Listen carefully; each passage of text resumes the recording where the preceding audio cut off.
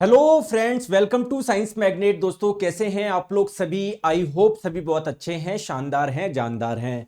दोस्तों, जैसा कि आप लोगों को पता है, पिछली क्लास में हम लोगों ने रिप्रोडक्शन यानी प्रजनन वाला चैप्टर स्टार्ट किया था। इसकी दोस्तों एक क्लास हो चुकी है, ये है क्लास नंबर 2। अभी तक हम लोगों ने जो पढ़ा, इसके आधार पे एग्जाम में क्या क्या क्वेश्चन पूछे गए हैं या पूछे जाते हैं, वो मैं आप लोगों को करवा देता हूं, जिससे आपको पता पड़े कि भाई हाँ, कि एक्चुअली में एग्जाम क्वेश्चंस किस टाइप के आते हैं। वैसे मैं आपको बताया भी था पिछली क्लास में कि दोस्तों ऐसे ही क्वेश्चन पूछे जाते हैं कि बताइए कौन सा जीव कौन सी विधि से प्रजनन करता है, कौन सा जीव कौन सी विधि से करता है। ठीक है, आइए कुछ क्वेश्चन हम लोग करते हैं। बताइए, आप लोगों को 4 ऑप्शन दिए हैं, आंसर आप लोग बताइए। इनमें से कौन सा अलैंगिक प्रजनन का एक प्रकार नहीं है? मैंने आपको बताया था रिप्रोडक्शन यानी प्रजनन 2 प्रकार के होते हैं, सेक्सुअल और एसेक्सुअल। असेक्सुअल यानी अलैंगिक प्रजनन आप लोगों के दोस्तों अलग अलग टाइप के होते हैं, जैसे बडिंग भी एक प्रकार का अलैंगिक प्रजनन है, ये भी एक प्रकार का अलैंगिक प्रजनन है। फ्रेगमेंटेशन, जिसको आप लोग विखंडन बोल लो या खंडन बोल दो, ये भी एक प्रकार का अलैंगिक प्रजनन है। एनसीईआरटी में फ्रेगमेंटेशन की हिंदी खंडन दी हुई है ना, तो आप लोग इस चीज का थोड़ा ध्यान रखेंगे। क्रॉस फर्टिलाइजेशन ऐसा कोई मेथड तो मैंने नहीं बताया था, तो आपका correct answer option number D हो जाएगा। ठीक है, आ जाइए नेक्स्ट क्वेश्चन आपके स्क्रीन पे। बताइए, इनमें से कौन सा ऐसा जीव है जो कि मल्टीपल फिजन यानी बहुविखंडन विधि द्वारा प्रजनन करता है? मैंने आपको बताया था दोस्तों, हाइड्रा ये जो एक एनिमल है, ये तो बडिंग मेथड से करता है, या फिर दोस्तों आप लोगों को पता है ये रीजनरेशन मेथड से भी करता है। प्लेनेरिया आपका रीजनरेशन मेथड से करता है। प्लाज्मोडियम आप लोगों का मल्टीपल फिजन यानी बहुविखंडन विधि से करता है। Correct answer option number C हो जाएगा। चलिए दोस्तों, नेक्स्ट क्वेश्चन आपके स्क्रीन पे बताएंगे। मैंने आज ही परचेज किया है कोर्स। दोस्तों, जिन्होंने अभी परचेज किया है कोई बात नहीं, आप पहली क्लास से देखिए, आपको सब कुछ समझ में आ जाएगा। राइजोपस नामक ब्रेड फफूंद या ब्रेड मोल्ड इनमें से किस प्रकार का अलैंगिक प्रजनन प्रदर्शित करता है? दोस्तों, राइजोपस, जिसे आप लोग ब्रेड मोल्ड के नाम से भी जानते हो, क्योंकि आप लोग जब ब्रेड को खुले पे रखते हो तो उसमें हरा हरा सा कुछ पड़ जाता है ना, वो बेसिकली कौन सा आप लोगों का फंगस होता है? राइजोपस ही होता है। तो ये जो आप लोगों का फंगस होता है वो कौन से मेथड से रिप्रोडक्शन करता है? तो आप लोग बोलोगे कौन से मेथड से? Spore formation. याद है या भूल गए आप लोग? बताओ, है ना आपको? आई होप आपको याद होगा। चलिए नेक्स्ट क्वेश्चन आपके स्क्रीन पे बताइए, इनमें से क्या अलैंगिक प्रजनन का उदाहरण नहीं है? देखिए दोस्तों, फ्रेगमेंटेशन विखंडन या खंडन एक अलैंगिक प्रजनन है। बाइनरी फिजन एक अलैंगिक प्रजनन है। बडिंग यानी मुकुलन एक अलैंगिक प्रजनन है। मैंने आपको बताया था वेजिटेटिव प्रोपेगेशन, वानस्पतिक प्रवर्धन, इसमें क्या होता है दोस्तों, कोई कोई प्लांट होते हैं जो अपनी रूट या अपनी लीफ या अपने स्टेम से पूरा का पूरा पौधा बना लेते हैं। जैसे कि एग्जांपल मैं बताऊं, एक एग्जांपल मैंने आपको बताया था ब्रायोफाइलम प्लांट। इसमें क्या होता है, देखिए देखिए दोस्तों, इसकी जो पत्तियां होती है ना, इस प्लांट की जो पत्तियां होती है, इस पत्ती में छोटी छोटी ऐसे कलियां जैसे कुछ उगती है ना, छोटी छोटी कलियां जैसे उगती है। तो जब पत्ती नीचे गिर जाती है, या इसका दोस्तों ये वाला पार्ट जब नीचे गिर जाता है, तो पूरा का पूरा पौधा बन जाता है। यानी इस प्लांट ने अपने पत्ती से ही क्या बना दिया? नया का नया पौधा बना दिया। सिमिलरली दोस्तों, आप लोगों का क्या होता है ना, कोई रूट से भी कर देता है। तो आपको मैंने बताया था दोस्तों, ये मेथड आर्टिफिशियली भी हो सकता है। जैसे ये तो आप लोगों का नेचुरली मेथड है कि यार उसकी कुछ डेवलप हुआ, गिर गया, आप लोगों का नया पौधा बन गया। ये आप लोगों का आर्टिफिशियली भी हो सकता है कि आपने काट के लगा रहे हो, तो ये आर्टिफिशियली मेथड है ना। तो मैंने बताया था ग्राफ्टिंग, लेयरिंग, कटिंग, ये आर्टिफिशियल मेथड है, ये आपके नेचुरल मेथड नहीं है ना। तो ये आप लोगों के वेजिटेटिव प्रोपेगेशन जैसे मेथड है, लेकिन आर्टिफिशियली है, तो ये एसेक्सुअल हम लोग इसको नहीं बोलेंगे, क्योंकि नेचुरली थोड़ी हो रहा है आप लोगों का। क्लियर है क्या? सर फिजिक्स की क्लास नहीं हुआ क्या? प्लीज बताओ दोस्तों, जब बायोलॉजी खत्म होगी तब फिजिक्स स्टार्ट होगी। ठीक है, आ जाओ नेक्स्ट क्वेश्चन आपके स्क्रीन पे। बताइए, इनमें से कौन सा बीजाणु निर्माण से प्रजनन करता है? ये इस बार ग्रुप डी में पूछा गया क्वेश्चन है। तो मैंने आपको बताया था स्पोर फॉर्मेशन मेथड का एक एग्जांपल आप लोग ध्यान रखिए, एक ही एग्जांपल आप लोग याद रखोगे, काम बन जाएगा। वो एग्जांपल आप लोगों का क्या है? राइजोपस है। साथ में मैंने आपको बताया था जो मैक्सिमम फंगस होते हैं ना, कवक, वो इसी विधि से प्रजनन करते हैं। अब आप लोग ऑप्शन में देखोगे, यहां पर तो आपको राइजोपस नहीं दिख रहा, तो अब क्या करें हम लोग?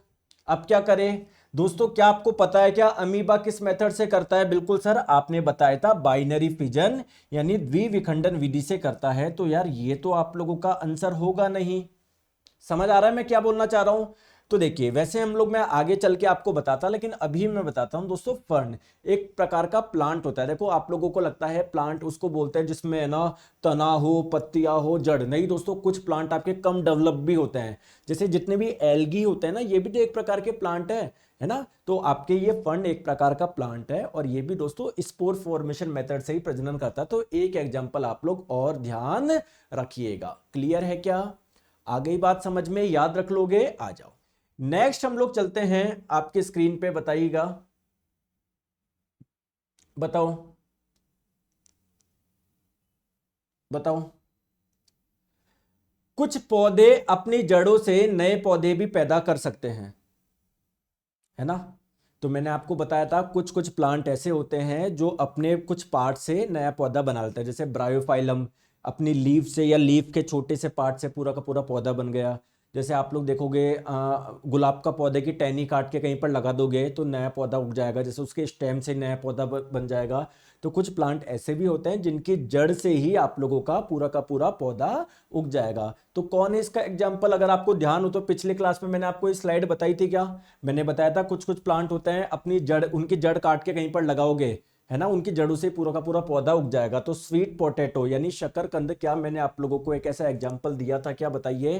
करेक्ट आंसर ऑप्शन नंबर ए। दोस्तों मैं एक चीज और बता देता हूं, आप में से बहुत सारे बच्चे ऐसे हैं जो लैपटॉप पे क्लास देखते हैं और वो फिर परेशान होते हैं। देखो मैं आपको, मेरा उद्देश्य आपको एक चीज है, बिल्कुल हर चीज में क्रिस्टल क्लैरिटी थॉट देना। जैसे जब जिन्होंने बच्चों ने कोर्स ज्वाइन करा, मैं उनको पहले ही बता चुका हूं। जिन्होंने अभी ज्वाइन करा, मैं आपको फिर से बताता हूं दोस्तों, आपको इसके अलावा कुछ भी नहीं पढ़ना। सर मेरे को कोई बुक परचेज करनी है क्या? कोई भी बुक परचेज मत करो। सर मुझे क्या आपका कोई और कोर्स लेना पड़ेगा क्या? नहीं लो। केवल जनरल साइंस फाउंडेशन पढ़ोगे, सारा काम हो जाएगा। पहली चीज क्लियर है। दूसरी दूसरी दोस्तों, आप ये क्लास है ना दो जगह देख सकते हो। एक तो वेब ऐप जो लैपटॉप पे होती है, और एक मोबाइल की जो ऐप है। मैं आप लोगों से रिकमेंड करूंगा दोस्तों मोबाइल पे ही देखो। देखो वेब ऐप पे आपको पता है कोई सी भी कंपनी की वेब ऐप हो उसमें काफी प्रॉब्लम आती है, दिक्कत आती है। तो कभी आपकी बफरिंग करेगा, कभी दोस्तों आप लोगों का साउंड डबल आएगा, कभी क्या। तो क्यों आपको होना है यार? हमारा 3 महीने बाद एग्जाम है, 4 महीने बाद एग्जाम है, तो ऐसा पढ़ना है ना। तो मतलब सीधा हमारा कंटेंट पे फोकस और पूरा की पूरी चीज हो जाए। तो मैं आपसे रिक्वेस्ट करूंगा मोबाइल से आप लोग देखा करो। क्लियर है क्या? चले आगे। और जो वेब ऐप है उसमें भी कुछ समस्या आ रही है, वो 2-3 दिन में सही हो जाएगी। आप लोग मोबाइल से देखा करो। समझ में आ गई बात को? आ जाओ। नेक्स्ट क्वेश्चन आपके स्क्रीन पे बताएंगे। बताओ। निम्नलिखित विधियों में से किसका उपयोग एक कोशिकीय जीवों द्वारा किया जाता है? मैंने आपको बताया था एक मेथड है ना, रिप्रोडक्शन का, बाइनरी फिजन यानी द्विविखंडन। क्या मैंने आप लोगों को बताया था क्या कि जो आप ये मेथड जो होता है ना, इस मेथड से रिप्रोडक्शन कौन करता है? बताइए। प्रजनन कौन करता है? आप लोगों का जो यूनिसेलुलर ऑर्गेनिज्म होते हैं, जो एक कोशिकीय आप लोगों के जीव होते हैं। अब देखिए दोस्तों, आपको बताया था इस मेथड से दोस्तों मैं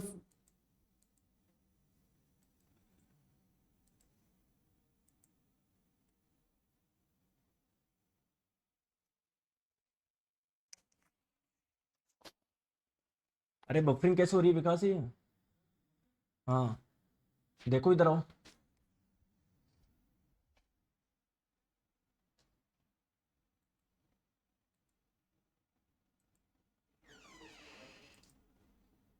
अभी हो रही है।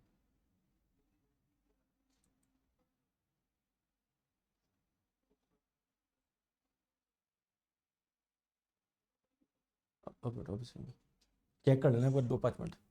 हाँ दोस्तों, थोड़ी सी बफरिंग हो गई थी, मुझे पता है। अब वापस आप लोग जुड़ जाइए। देखिए मैं आपको वापस समझाता हूँ। आप लोगों से बोला जा रहा है कि इनमें से कौन सा ऐसा मेथड है जो कि आपका उन जीवों के द्वारा अपनाया जाता है जो कि यूनिसेलुलर है, एक कोशिकीय है। मैंने आपको बताया था दोस्तों एक मेथड होता है रिप्रोडक्शन का, फिजन, यानी जिसे आप लोग हिंदी में विखंडन बोलते हैं। दो प्रकार का होता है ये, बाइनरी और मल्टीपल। तो बाइनरी फिजन ये जो मेथड होता है, इस मेथड से रिप्रोडक्शन कौन करता है? यूनिसेलुलर ऑर्गेनिज्म यानी एक कोशिकीय जीव। समझ में आ गई बात को? चले आगे देखिए दोस्तों, एग्जाम में मान लो आप लोगों से दो ऑप्शन दिया जाए, एक तो दोस्तों विखंडन दिया जाए और एक दिया जाए खंडन। अब आप लोग बोलोगे पता ही नहीं क्या है। देखिए दोस्तों ध्यान रखिएगा, एनसीईआरटी में विखंडन किसकी इंग्लिश दी गई है? फिजन वाले मेथड की दी गई है। और खंडन किसकी दी गई है? फ्रेगमेंटेशन की दी गई है ना। तो थोड़ा सा इसका इंग्लिश आप लोग ध्यान रखिएगा, है ना। चले आगे आ जाओ, चलो आ जाओ। नेक्स्ट क्वेश्चन आपकी स्क्रीन पे, आंसर आप लोग बताएंगे। अलैंगिक प्रजनन होता है किसमें होता है बताओ? बताओ राम अवतार जी, इस नंबर पे संपर्क कर लो 7374019437। बताओ अलैंगिक प्रजनन जो होता है ना, वो कौन किस में होता है? देखिए दोस्तों, अलैंगिक प्रजनन जो होता है ना, आप लोग ध्यान रखिए, प्रजनन तो हर कोई करता है, ऐसा नहीं है सिर्फ एनिमल्स करते हैं या प्लांट करते हैं, बैक्टीरिया भी करते हैं, फंगस भी करते हैं। दोस्तों जो ज्यादा डेवलप होते हैं वो सेक्सुअल मेथड से करते हैं, और जो कम डेवलप होते हैं वो एसेक्सुअल मेथड से करते हैं। तो एसेक्सुअल मेथड से जो आपके रिप्रोडक्शन करते हैं वो कौन करते हैं? जो कम विकसित जानवर होते हैं, पौधे होते हैं, वो इसी मेथड से आप लोगों की रिप्रोडक्शन करते हैं। आगे बात समझ में? अब आगे चले, आगे चले, ठीक है दोस्तों। मैंने पिछली क्लास में आप लोगों को बाइनरी फिजन का एक फेमस एग्जांपल दिया था, क्या? अमीबा। अमीबा इसी विधि से प्रजनन करता है। दोस्तों मैंने आपको एक एग्जांपल और दिया था, क्या? पैरामीशियम। बिल्कुल सर, आपने ये एग्जांपल भी दिया था। दोस्तों एक एग्जांपल और ध्यान रखिए, लीशमैनिया, ये मैं बताना भूल गया। लीशमैनिया ये भी एक सूक्ष्म जीव है। सर इस सूक्ष्म जीव के बारे में थोड़ा सा और बताइए ना। दोस्तों जब ये सूक्ष्म जीव आपकी बॉडी में आ जाता है ना, तो इससे हमको एक डिजीज हो जाती है, काला अजार डिजीज या काला अजार रोग। तो काला अजार रोग इसी सूक्ष्म जीव की वजह से होता है। तो अगर आप लोगों से पूछा जाए लीशमैनिया जो कि एक सूक्ष्म जीव है, ये किस विधि से प्रजनन करता है? ये भी आप लोगों के बाइनरी फिजन यानी द्विविखंडन विधि से प्रजनन करता है। चले अब आगे, हमने जो पढ़ा उसके क्वेश्चन आप लोग कर पा रहे हो क्या? आ रहे हो? देखो सारा चीज अगर आप लोग क्लास में ध्यान से सुनोगे, सारे क्वेश्चन आप लोगों के बनेंगे। चलिए दोस्तों, आपको जब मैंने रिप्रोडक्शन यानी प्रजनन जब स्टार्ट किया था, मैंने आपको बताया था कोई भी जीव, जो हर कोई प्रजनन करता है, ठीक है, अगर वो प्रजनन नहीं करेगा तो उसकी प्रजाति ही विलुप्त हो जाएगी। तो प्रजनन वो आपके दो तरीके से कर सकता है, एक तो एसेक्सुअल मेथड यानी अलैंगिक प्रजनन, और एक सेक्सुअल मेथड यानी लैंगिक प्रजनन। मैंने आपको यह भी बताया था एसेक्सुअल मेथड जो होता है ना, वो अलग अलग टाइप के होते हैं। कोई जीव ऐसा होता है जो बडिंग मेथड से करता है, कोई जीव ऐसा होता है जो स्पोर फॉर्मेशन यानी बीजाणु निर्माण विधि से करता है, कोई जीव कैसे करता है? फ्रेगमेंटेशन मेथड यानी खंडन विधि से करता है। ठीक है, तो आई होप आपको ये एसेक्सुअल रिप्रोडक्शन आपको समझ में आ गया होगा। तो इन दोनों में हम लोग ये पूरा कंप्लीट कर चुके हैं एसेक्सुअल मेथड। अब बात है दोस्तों सेक्सुअल मेथड से रिप्रोडक्शन कैसे होता है, ये हम लोगों को समझना है। दोस्तों बहुत जनों को लगता है कि जो ह्यूमंस होते हैं या जो एनिमल्स होते हैं वो ही इस मेथड से रिप्रोडक्शन करते हैं। सेक्सुअल मेथड क्या होता है? जिसमें दो पेरेंट चाहिए होते हैं। लेकिन आपको मैं बता दूं, आप पूरी तरीके से सही नहीं है। कुछ प्लांट होते हैं जो इस मेथड से रिप्रोडक्शन करते हैं, ठीक है। तो प्लांट भी होते हैं जो इस मेथड से रिप्रोडक्शन करते हैं, एनिमल्स भी होते हैं, ठीक है। तो बेसिकली मैं आपको बताऊंगा सेक्सुअल रिप्रोडक्शन क्या होता है। दोस्तों प्लांट में सेक्सुअल रिप्रोडक्शन कैसे होता है, एनिमल्स में कैसे होता है ना, तो बहुत इंटरेस्टिंग है, मजा आप लोगों को आने वाला है। तो दोस्तों एनिमल्स आप लोग किसको बोलते हैं आपको अच्छे से पता है। मैं आपको एक चीज और बता दूं, जो ह्यूमंस होते हैं वो भी आप लोगों के एनिमल ही कहलाते हैं। चलो मैं बता दूं कि बायोलॉजी में एनिमल किसको बोला जाता है। चलो वैसे हम लोग आगे पढ़ेंगे, मैं फिर से बताता हूं। सर ऐसे जीव जो कि मल्टी सेलुलर होते हैं, बहुकोशिकीय होते हैं, सर बहुत सारी कोशिका से मिलकर बने होते हैं, ऐसे जीवों को आप लोग बोलोगे एनिमल। सर ऐसे जीव जो कि फोटोसिंथेसिस यानी प्रकाश संश्लेषण नहीं कर सकते, ऐसे जीव सर जिनकी कोशिका के चारों ओर सेल वॉल यानी कोशिका भित्ति नहीं पाई जाती, तो ये सारी विशेषता अगर किसी में है तो ऐसे जीव को एनिमल बोलते हैं। ये विशेषता चींटी में पाई जा रही है तो चींटी भी एक एनिमल है, ये विशेषता हमारे में पाई जा रही है तो हम भी एनिमल है। ठीक है, तो बस अभी ये ध्यान रखो ह्यूमंस भी एक प्रकार के एनिमल्स ही है। तो हम लोगों को स्पेशली जो पढ़ना है वो पढ़ना है ह्यूमंस में रिप्रोडक्शन यानी मानव में प्रजनन। ह्यूमंस बच्चे पैदा कैसे करते हैं, क्या क्या स्टेप है, ठीक है, ये हम लोग करने वाले हैं। और ये बात आपको पता ही है, ह्यूमन जिस मेथड से रिप्रोडक्शन करते हैं वो कौन सा मेथड है, सेक्सुअल मेथड है यानी लैंगिक प्रजनन है। इसका मतलब क्या है, सेक्सुअल मेथड में क्या होते हैं, कोई बता सकते हो क्या? जी सर, सेक्सुअल मेथड में पहली इंपॉर्टेंट चीज क्या है सर, इसमें 2 पेरेंट चाहिए होते हैं। एसेक्सुअल मेथड जितने भी थे उसमें एक ही पेरेंट से पूरा नया जीव बन रहा था, यहां पर सर 2 पेरेंट आप लोगों को चाहिए होंगे। चलिए दोस्तों स्टार्ट करते हैं। होता क्या दोस्तों, सबसे पहले मैं बेसिक बताऊं, जैसे मान लीजिए किसी व्यक्ति की शादी हुई है, ठीक है, तो एक फादर है, ठीक है, एक मतलब एक मेल मान सकते हैं आप लोग, एक पुरुष मान सकते हो, और एक फीमेल, ठीक है। तो बेसिकली इनको क्या करना है, फैमिली प्लानिंग करनी है, बच्चा पैदा करना है, तो उसका क्या क्या स्टेप होगा वो सारी चीजें हम लोग डिस्कस करेंगे। दोस्तों मैं एक बेसिक चीज बताऊं ना, बिल्कुल बेसिक से स्टार्ट करेंगे। देखिए दोस्तों क्या होता है, फीमेल बॉडी में प्रति महीने क्या बनता है, एक एग बनता है। क्या बनता है, एग बनता है, ठीक है, ये मान लो क्या बन गया, एग बन गया। और मेल बॉडी में क्या बनते हैं, स्पर्म बनते हैं, शुक्राणु बनते हैं। बहुत जनों को लगता है वीर्य और स्पर्म एक ही चीज है, नहीं दोस्तों। मेल बॉडी से एक जो लिक्विड बाहर आता है ड्यूरिंग सेक्स, उसे आप लोग बोलते हैं सीमेन यानी वीर्य। ये एक लिक्विड है। इस लिक्विड में दोस्तों बहुत छोटी छोटी कोशिकाएं पाई जाती है, बहुत छोटी छोटी कोशिकाएं पाई जाती है, जिसे आप लोग बोलते हैं स्पर्म यानी शुक्राणु। समझ में आ गई बात को मैं क्या बोलना चाह रहा हूं? तो ड्यूरिंग सेक्स जब फीमेल बॉडी में सीमेन यानी वीर्य जाएगा, तो उस वीर्य में बहुत सारी क्या पाई जाएगी, स्पर्म यानी बहुत सारे शुक्राणु पाए जाएंगे। तो ये शुक्राणु, सारे शुक्राणु जाके क्या करेंगे, इस पे अटैक करेंगे।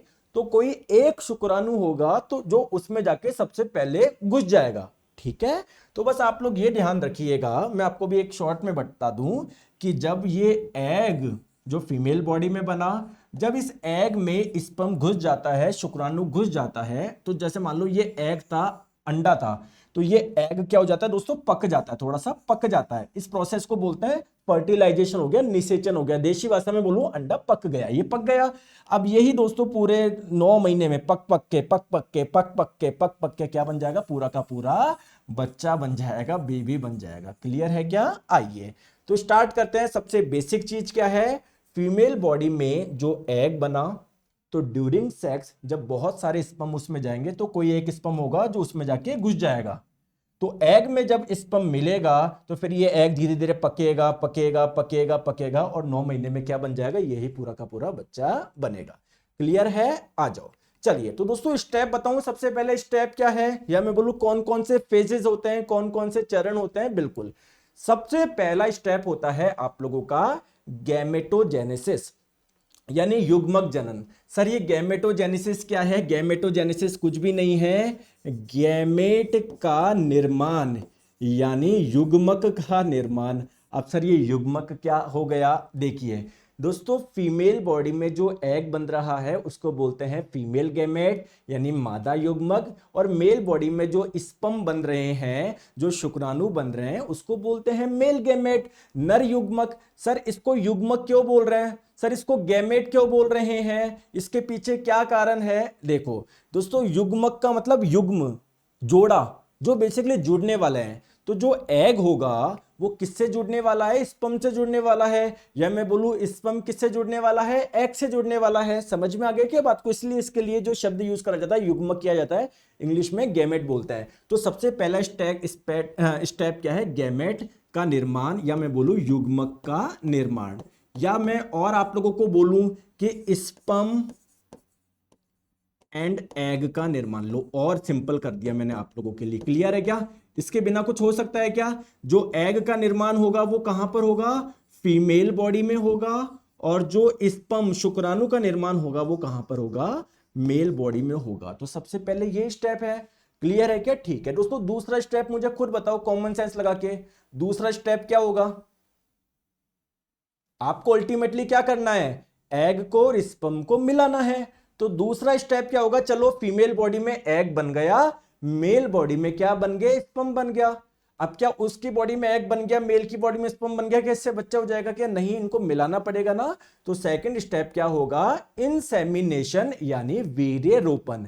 वीर्यरोपण यानी सेक्स के माध्यम से मेल बॉडी में जो सीमेंट बना, वीर्य बना, उसको फीमेल बॉडी में डालना। यहां पर मैं आपको फिर से बता देता हूं दोस्तों, सीमेंट जो होता है, वीर्य जो होता है, वो क्या है, एक लिक्विड है, एक तरल है। इसमें बहुत सारी चीजें पाई जाती है। इसमें क्या होता है, स्पर्म्स भी होते हैं, शुक्राणु इसी में होता है। तो बेसिकली इसी के माध्यम से शुक्राणु आप लोगों के फीमेल बॉडी में जाते हैं। ठीक है, तीसरा स्टेप क्या होगा बताओ?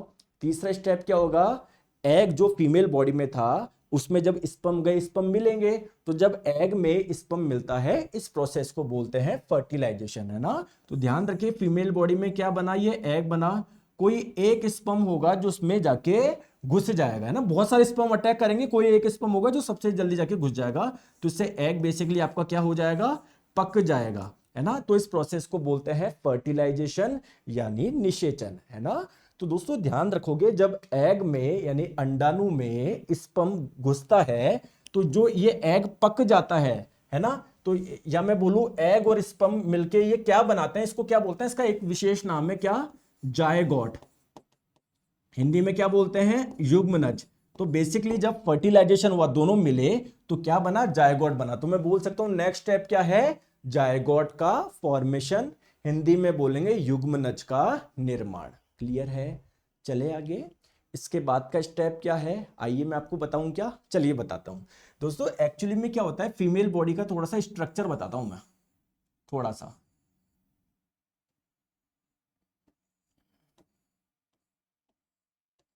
ठीक है, थोड़ा सा स्ट्रक्चर बता रहा हूं। देखो दोस्तों, ये है ना, ये इसे बोलते हैं ओवेरी यानी अंडाशय। तो फीमेल में 2 ओवेरी पाई जाती है, 2 अंडाशय पाया जाता है, ये उनकी बॉडी का एक अंग है। जैसे भाई कान एक अंग है, नाक एक अंग है, आप लोगों का हाथ एक अंग है, वैसे ही अंडाशय एक अंग है जो कि फीमेल बॉडी में पाया जाता है।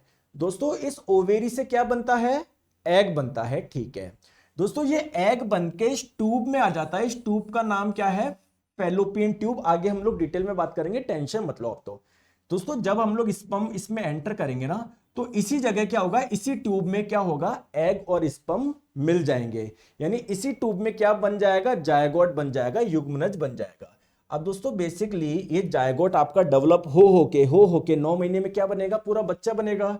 तो इस बच्चे को 9 महीने का समय जो गुजारना है, वो कहां पर गुजारना है, इस यूटेरस, इस गर्भाशय नामक अंग में गुजारना है। तो ध्यान रखिए, जायगोट जो निर्माण हुआ, जायगोट अब बेसिकली कहां पर जाएगा, जायगोट ये जो यूटेरस है, जो गर्भाशय है ना, इसकी जो दीवार होगी ना, दीवार इसमें जाके चिपक जाएगा। तो उसका बेसिकली नेक्स्ट स्टेप क्या है, इम्प्लांटेशन यानी आरोपण। और उसके बाद में क्या है सर, 9 महीने का समय निकालना है। इस पीरियड को बोलते हैं गेस्टेशन यानी गर्भकाल। तो जब पूरा वो 9 महीने का समय गुजार लेगी महीना, तो उसका जो बच्चा है वो पूरा का पूरा डेवलप हो चुका होगा।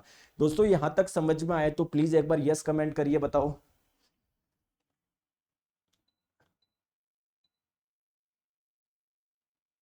बताओ यहां तक आ गया समझ में, सारे स्टेप समझ में आ गए। चले आगे, चलिए। तो सर जितने मैंने अभी आप लोगों को ओवरव्यू दिया है, ये पूरा नहीं हुआ, अभी आपको एक एक स्टेप को डिटेल में समझना होगा। चलिए दोस्तों, पहला स्टेप क्या है आप लोगों का, बताइए।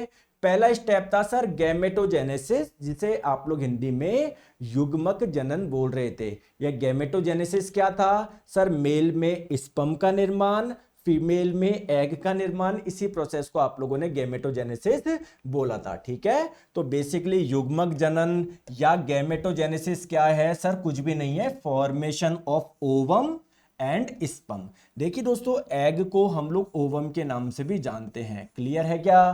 तो इसी प्रोसेस को आप लोग क्या बोलते हैं, गैमेटोजेनेसिस बोलते हैं।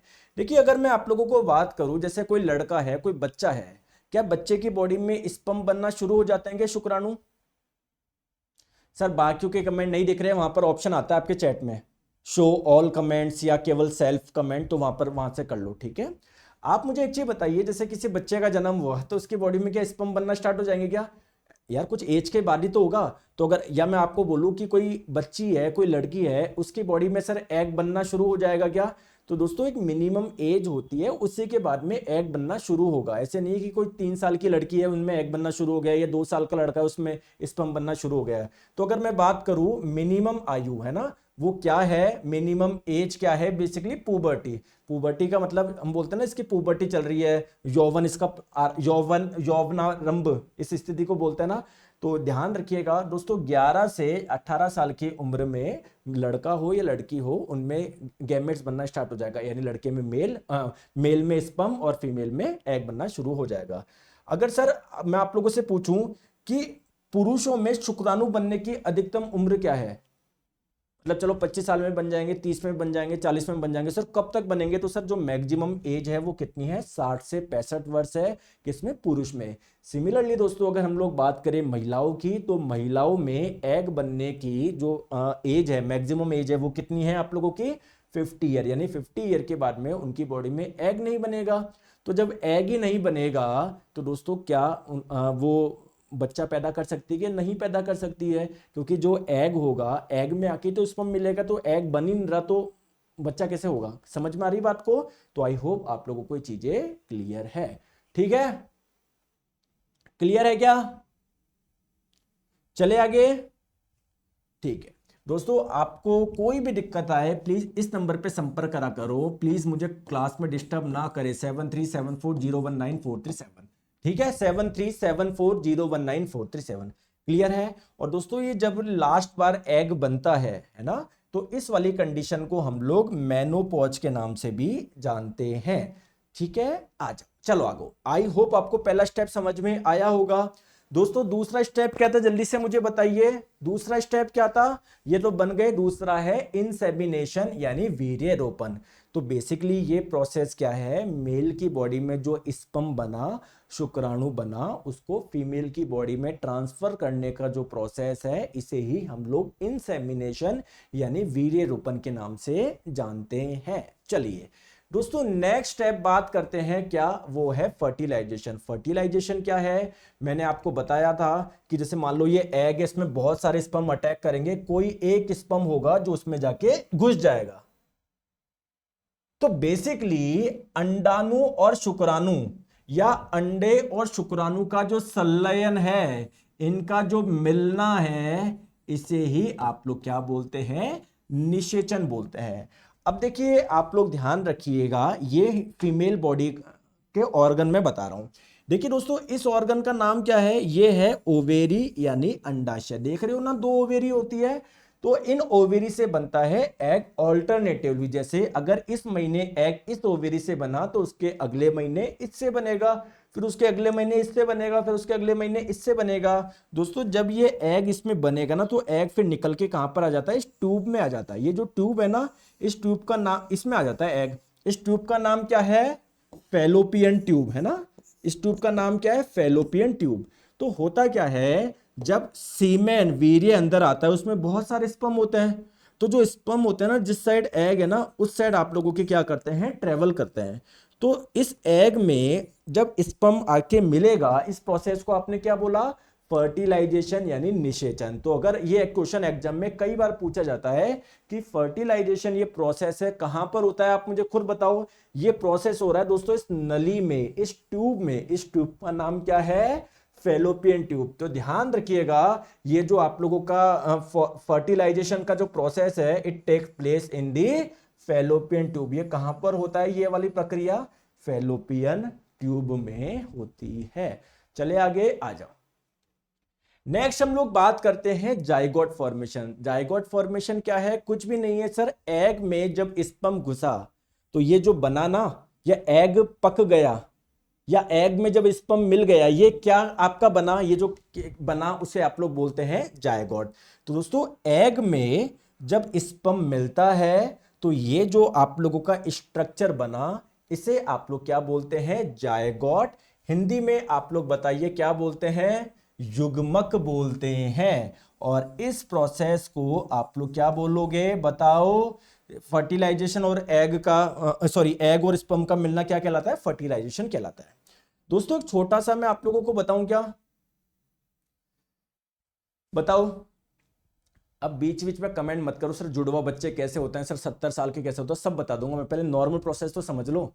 ठीक है, सब समझा दूंगा आप लोगों को, जुड़वा कैसे होते हैं, है ना, एक साथ 4 बच्चे कैसे होते हैं, सब बता दूंगा मैं, टेंशन मत लो। इधर देखो मेरी बात को दोस्तों, ध्यान रखिए, हमारी बॉडी क्या बहुत सारी कोशिकाओं से मिलकर बनी हुई है क्या? बिल्कुल सर।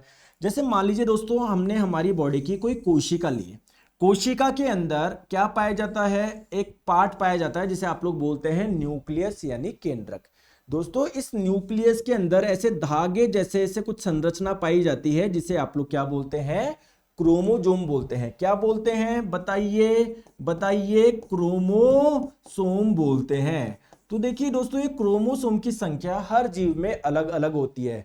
जैसे अगर आप लोग देखोगे, मेंढक, मेंढक की कोशिका में अलग होगी दोस्तों, चमगादड़ की कोशिका में अलग होगी, बंदर की कोशिका में अलग होगी, चींटी की कोशिका में अलग होगी। तो बात करी जाए दोस्तों, मानव बॉडी की जो सेल होती है, कोशिका होती है, उसमें क्रोमोसोम की संख्या कितनी होती है?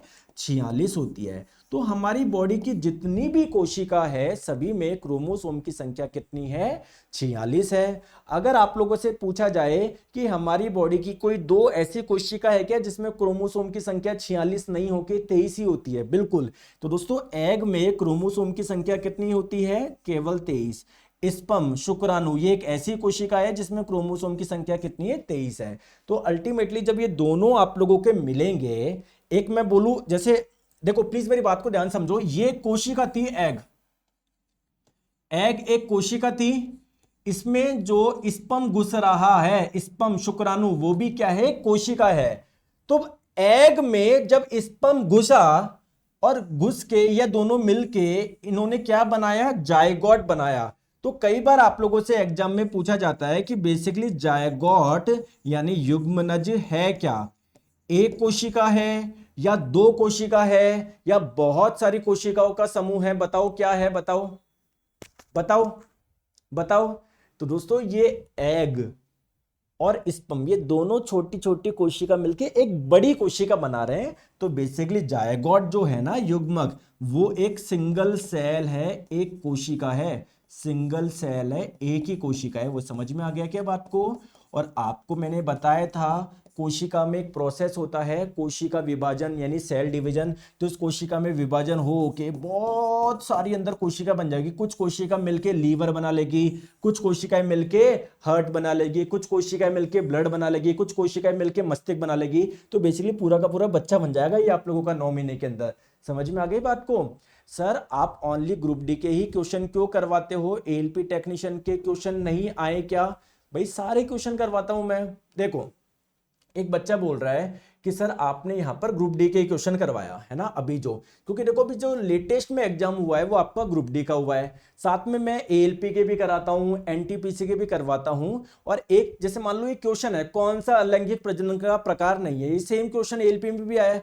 तो मैं दोस्तों 2 क्वेश्चन ही लेके एक ही लेता हूं मैं। तो आपको सारे क्वेश्चन होंगे, आप लोग इधर पढ़ाई में ध्यान दो। समझ में आ गई क्या? ठीक है विष्णु जी, तो पढ़ाई में तो ध्यान जा नहीं रहा, इस बातों में ध्यान जा रहा है। सर आपने वो क्वेश्चन करवा दिया, सर आपने पीले की जगह नीले कलर रख दिया, नीले की जगह लाल कर दिया। ठीक है, तो इधर आप लोग ध्यान दीजिए। ठीक है, आपको सब होगा। आई होप आपको ये बात समझ में आ गई होगी। आ गई? आ गई, बिल्कुल सर आ गई। तो जैसे मान लो ये एग है, इस एग में जब स्पर्म मिलेगा तो फिर ये देखो अंदर फिर ये प्रोसेस स्टार्ट होंगे। सेल देखो, देख पा रहे हो आप लोग? ये फिर कुछ कोशिकाएं मिलके, बहुत सारी कोशिकाएं आ गई, कुछ मिलके लीवर बना लेगी, कुछ मिलके ब्लड बना लेगी, कुछ मिलके ब्रेन बना लेगी, ऐसा पूरा का पूरा बच्चा बन जाएगा। ठीक है, आ जाओ। चलिए दोस्तों नेक्स्ट प्रोसेस क्या था? नेक्स्ट प्रोसेस का नाम है इम्प्लांटेशन। कोई बताएगा ये प्रोसेस क्या था या भूल गए? देखो देखो देखो प्लीज मेरी बात को ध्यान से समझो। अब इस डायग्राम को मत देखो। स्पर्म और एग कहां पर मिले? सर इस फैलोपियन ट्यूब में मिले।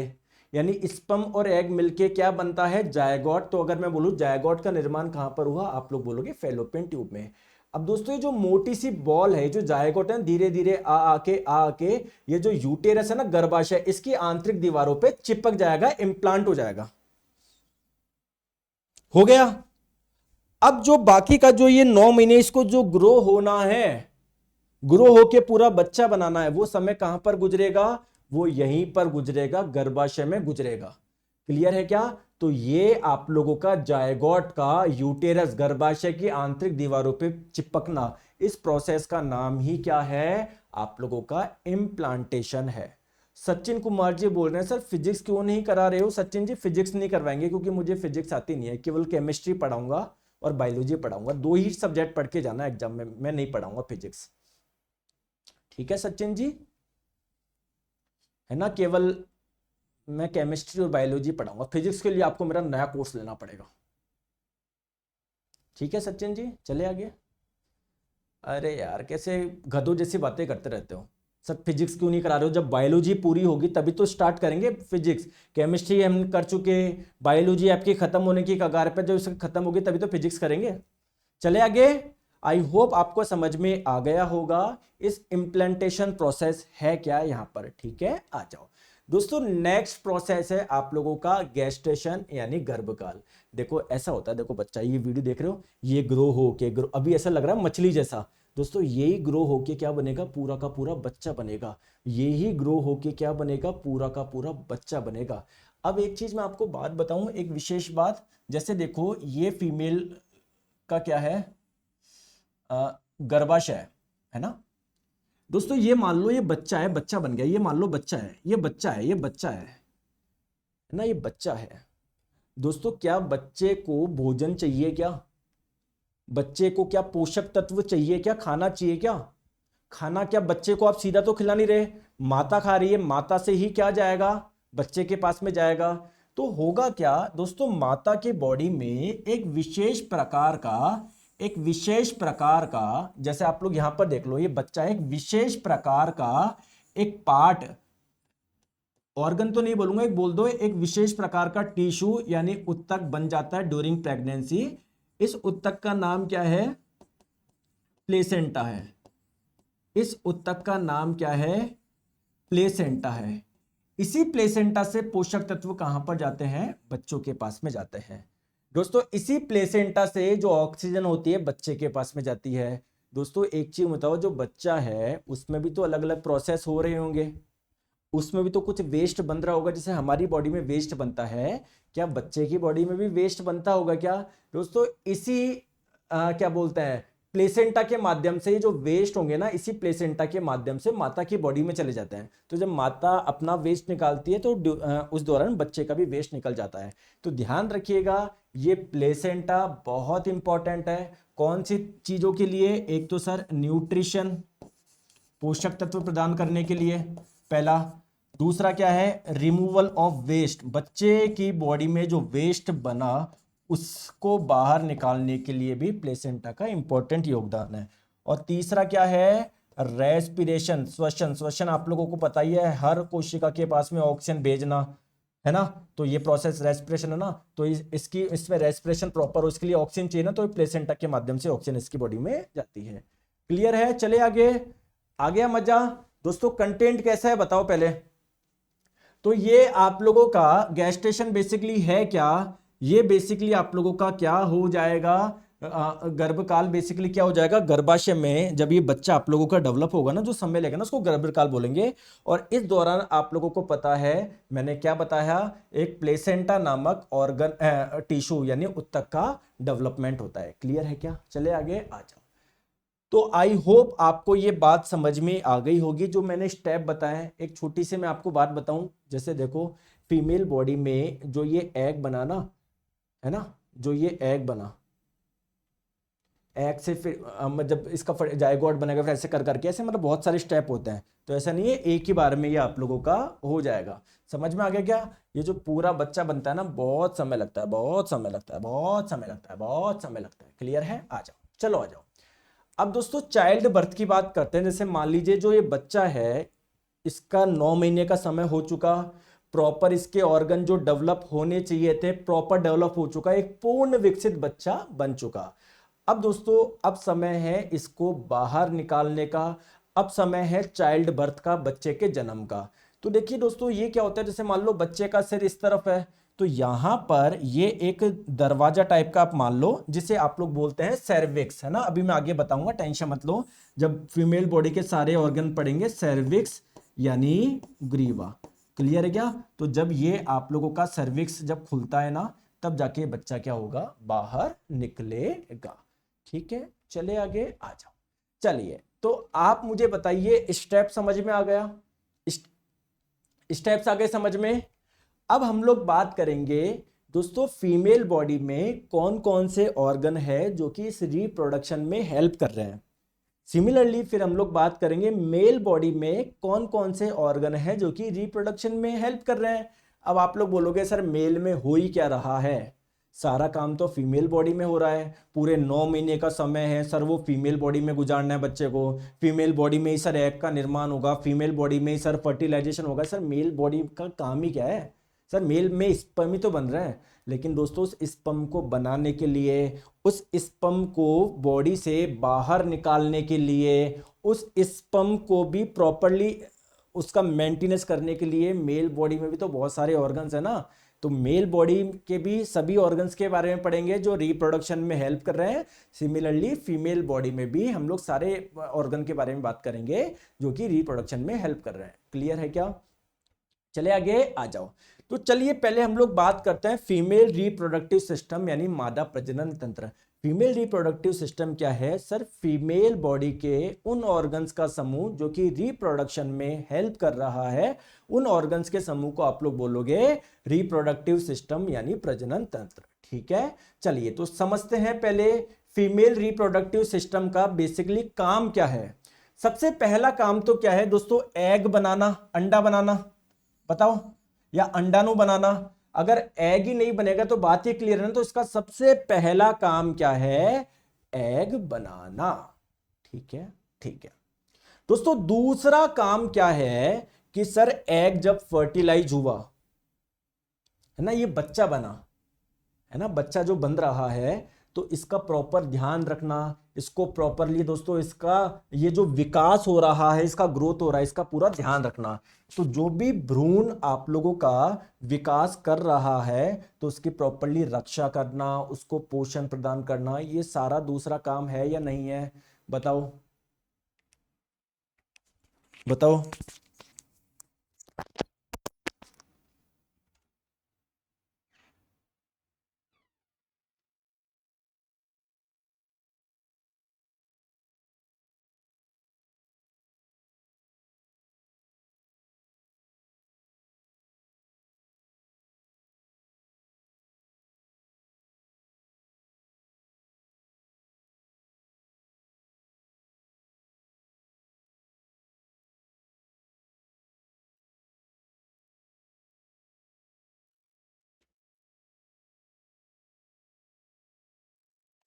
दोस्तों अभी आज क्या है, ऑल चैट वाला बंद कर रखा था, टेंशन मतलब अभी चालू कर देंगे, आप आपस में भी सबके कमेंट देख पाएंगे। ठीक है, वो इसलिए बंद किया था जैसे सारा का सारा ध्यान आप लोग सामने रख पाओ।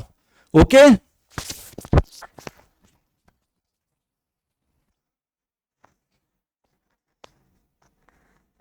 चले आगे। चलिए आ जाओ, आई होप आपको ये चीजें क्लियर है। आ जाओ, नेक्स्ट हम लोग बात करते हैं कि सर ये जो फीमेल रिप्रोडक्टिव सिस्टम है, इसके मेन ऑर्गन कौन कौन से हैं सर, ये बताइए। आइए मैं आपको बताता हूं। देखिए दोस्तों, सबसे पहले तो है आप लोगों का वजाइना, जिसे हिंदी में आप लोग योनि बोलते हैं। ये योनि ही आप लोगों का वो रास्ता है, मैं आपको बताऊं, देखो ध्यान से समझो प्लीज, है ना, इसको देखो अच्छे से समझो। देखो ये डायग्राम आप लोग देख पा रहे हो, ये रहा यूटेरस, गर्भाशय। दोस्तों अल्टीमेटली आपको स्पर्म पहुंचाना है कहां तक? यहां तक। तो स्पर्म गर्भाशय से होते हुए तो इधर जाएंगे। तो बेसिकली गर्भाशय में डायरेक्ट एंट्री नहीं है, तो गर्भाशय से पहले का रास्ता है जिसे आप लोग बोलते हैं वजाइना, योनि। ड्यूरिंग सेक्स दोस्तों स्पर्म जो रिलीज होता है वो यहीं पर होता है, फिर यहां से आगे जाते हैं। ठीक है, तो पहला आपका इंपॉर्टेंट ऑर्गन हो गया वजाइना यानी योनि। क्लियर है? ठीक है दोस्तों। दूसरा है यूटेरस, जिसे आप लोग हिंदी में बोलते हैं गर्भाशय। इसका काम क्या है? अभी मैंने बताया था, ये जो अंदर गर्भाशय है, इसे यहीं पर जो बच्चा होगा वो अपने 9 महीने का समय लेगा। ठीक है क्या? Which hold the developing foetus. Foetus किसको बोलते हैं? जब आपके कोई लेडी प्रेग्नेंट होती है तो उनका 3 से 4 साल तक, 3 से 4 महीने का जो बच्चा होता है ना, 4 वीक का, तो उसको आप लोग क्या बोलते हैं? फीटस बोलते हैं। ठीक है, इसके बाद में क्या है? ओवेरी इंपॉर्टेंट ऑर्गन है सर। ओवेरी क्या करेगी, जो ये दो ओवेरी है इन्हीं से क्या बनते हैं, एग बनते हैं, अंडे बनते हैं ना। तो ये मैंने इंपॉर्टेंट ऑर्गन बताया। आइए एक एक के बारे में डिस्कस करते हैं, सब करेंगे, ठीक है। आ जाओ, सबसे पहले हम लोग बात करते हैं, एक सेकंड रुको,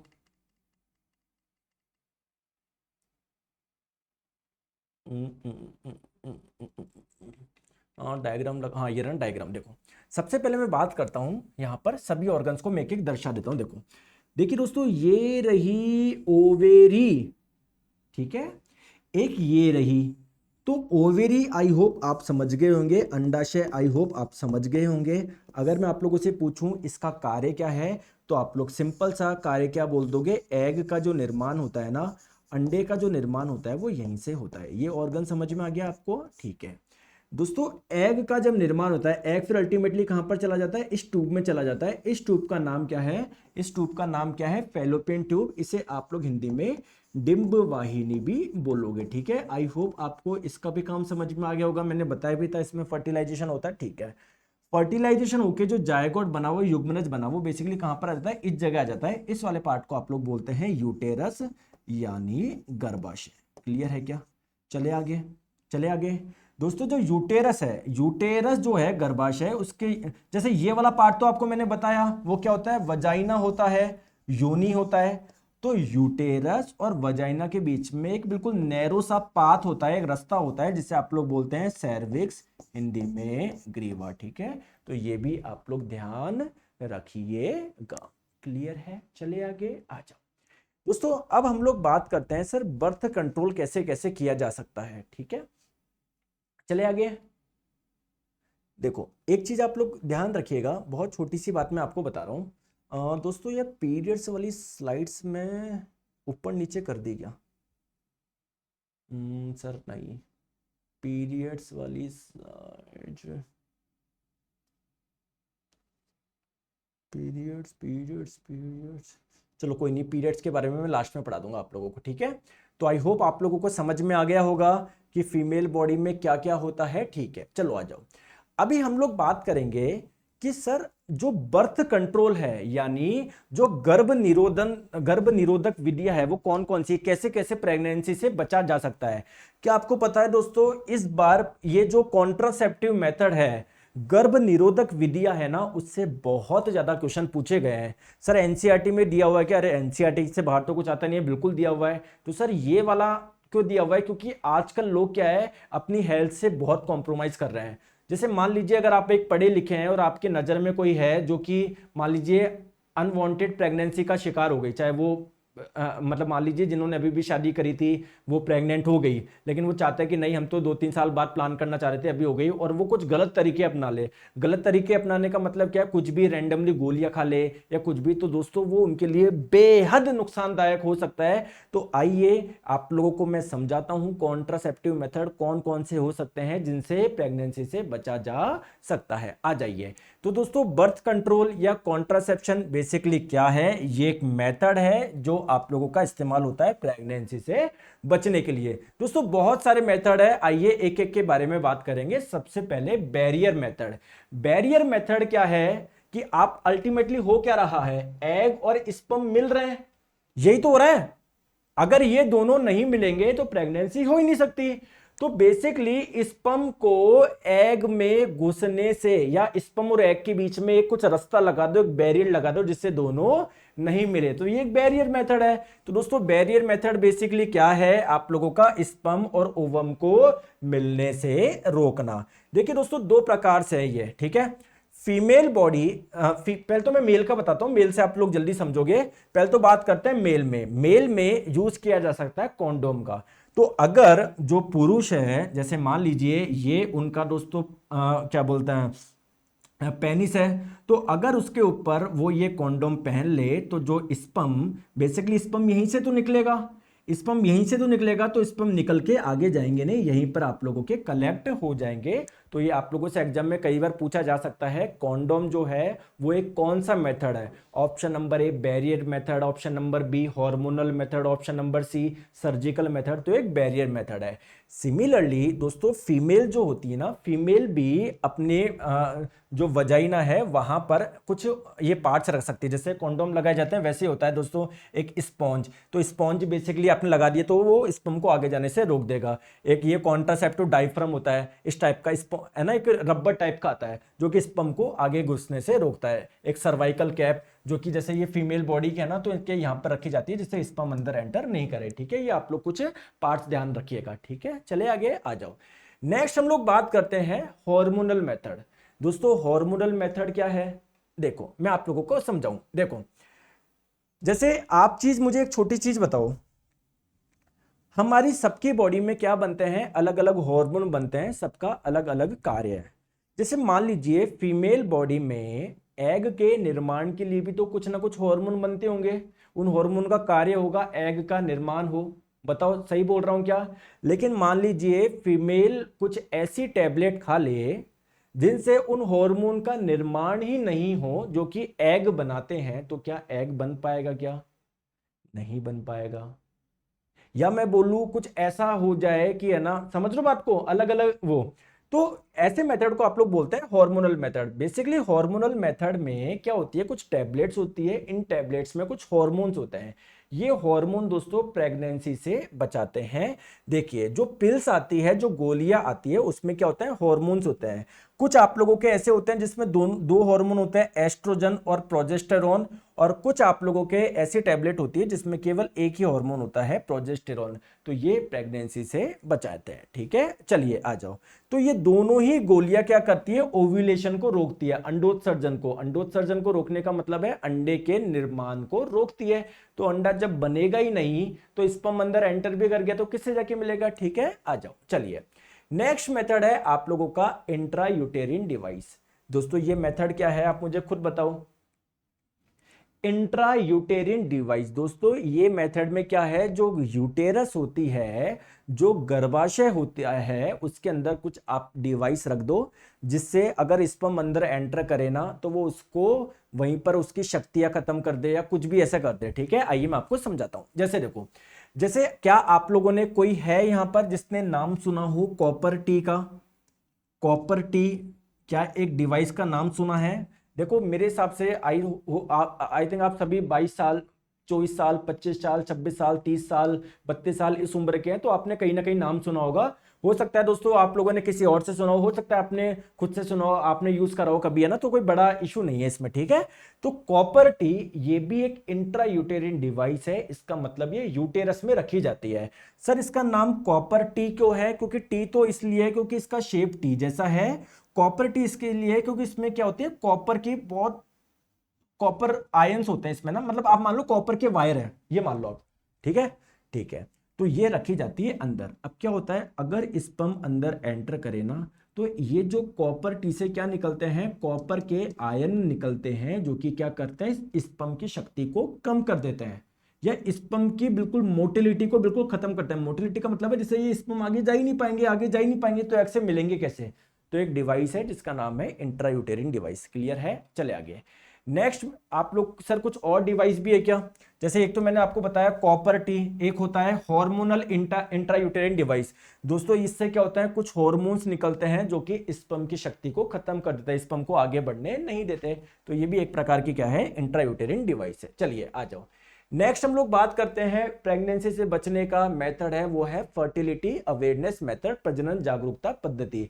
दोस्तों सरकार के द्वारा अलग अलग स्कूलों में कुछ कैंप लगाए जाए जहां पर समझाया जाए कि दोस्तों ऐसे आप लोगों की प्रेगनेंसी हो सकती है ना। समझ आ रहा है मैं क्या बोलना चाह रहा हूं।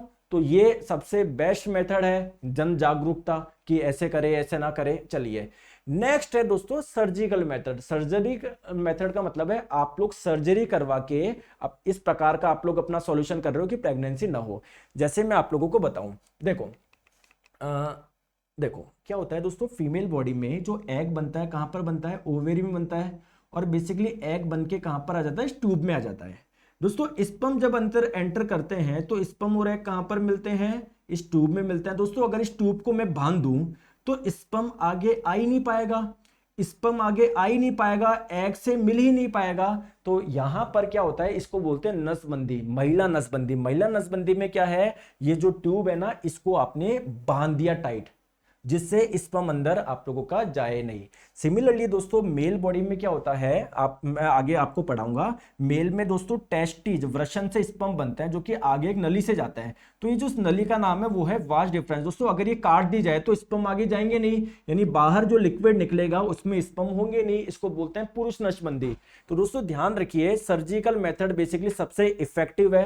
मतलब किसी ने सर्जरी करवा ली तो हो ही नहीं सकता दोस्तों कि वो फिर प्रेगनेंसी हो जाए, ठीक है। तो बस एक चीज आप लोग ध्यान रखिएगा, महिला नसबंदी जो होती है ना, उसको आप लोग ट्यूबेक्टोमी के नाम से जानते हैं, क्योंकि फेलोपियन ट्यूब को आपने क्या कर दिया, बांध दिया। और जो पुरुष नसबंदी होती है उसको वेसेक्टोमी के नाम से जानते हैं, ठीक है।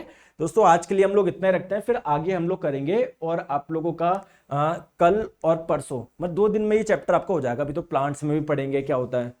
सर जिनको कुछ लोगों को बेबी नहीं होता है, लोगों को हार्मोन में क्या प्रॉब्लम, सब बातें करेंगे, टेंशन मत लो अभी, है ना। पहले इसको अच्छे से समझो, फीमेल मेल बॉडी के भी सारे पार्ट्स को समझे सब, फिर मैं आपको प्रेगनेंसी वगैरह सब बताऊंगा, ये सॉरी पीरियड्स वगैरह। क्लियर है क्या?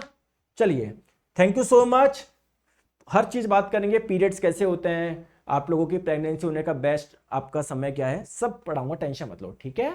Thank you so much, take care, bye bye.